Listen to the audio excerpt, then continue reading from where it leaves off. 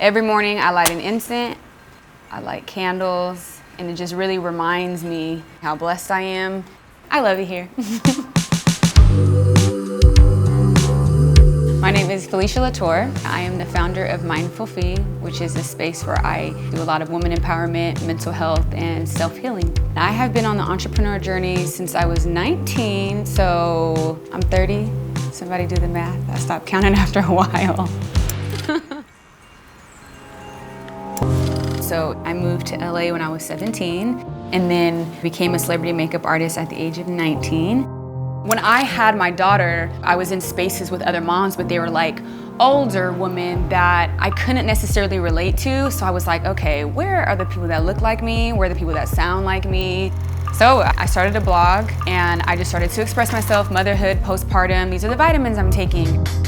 And then my Instagram started to grow. I just like slowly but surely did it. Post having kids, you're very uncomfortable in your own skin. You kind of look at your body like, who is this person I'm staring at? I didn't really like the clothing that I was seeing, and I wanted to wear clothing that was trendy, something that was cool, comfortable, something that represented motherhood, but just more youthful. And I didn't want something that said Mama Bear on the front of it. I wanted something that just felt more like my style, more streetwear.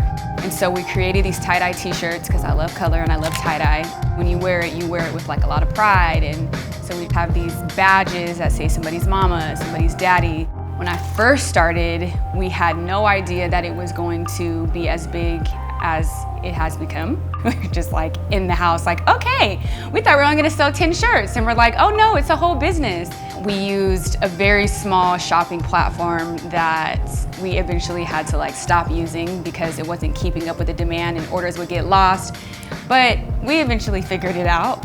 I think it's been such a successful business in such a short amount of time is because I was online openly speaking to my community. I was just influencing women around the world to believe in themselves, and especially mothers. Just because you have kids doesn't mean you have to give up. And it actually gets better. It was very scary to switch from doing celebrity makeup artistry, that's what all my content is about, and now I'm switching over to like motherhood and mindfulness. It's not easy to be vulnerable online, especially when we're talking about motherhood. It's such a space of like, please don't judge me. But the more and more I kept expressing myself and being vulnerable, people appreciated it. I was just expressing that after having 2 kids, I felt very depressed. I felt like I was like losing my mind. I didn't feel this happiness that they say you're supposed to have.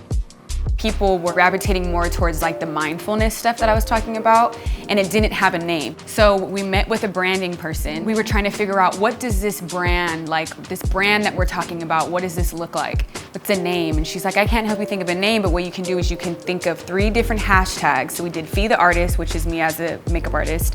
Then we did Cool Ass Mom, and that was me as a mama. And then we did MindfulFee. And each time I posted something, I would do a hashtag to see which one was like getting the most engagement. And that's how we came up with MindfulFee. And then I feel like slowly but surely my following just, has gotten bigger. And then now we strategically do things, but at first I was just rolling with the punches. It's pretty difficult to advocate for yourself when you're an artist and you're doing something that you really like. It's very easy to sell yourself short. That first year, I did makeup just for free. I was like, I have no idea what I'm doing, so I don't even feel comfortable charging anybody. And then I would ask other artists along the way, like, hey, how much do you think that I should get paid for this? And then eventually, I created a fake manager, and it was really me, and I was able to negotiate a lot higher. It's very, very important. Somebody needs to like teach a class on that for sure. I think the number one thing is get somebody involved, ask questions, ask other people that are in the same space as you. How much would you charge for this? Don't be afraid to ask. I think it's important to take financial risk when you have a small business. I like to walk slowly but surely, and I'm very mindful of what people like, what people don't like. We lost money here, we shouldn't do it like that. So I'm very big on like strategizing. I love to figure out how to make things work. Like I said, I've always been like that, so having to apply it to my business, it's like fun. I think when you're a creative or an entrepreneur that has a lot of ideas, such as myself, I've noticed that it's very important that I get them out and on paper. I have several journals. I'll look back and I'm like, wow, I kept writing the same thing over the years. And then living in the present moment of them happening is like super cool. It's one of my favorite things to do is manifest. Everything I do now is very much inspired by my mom.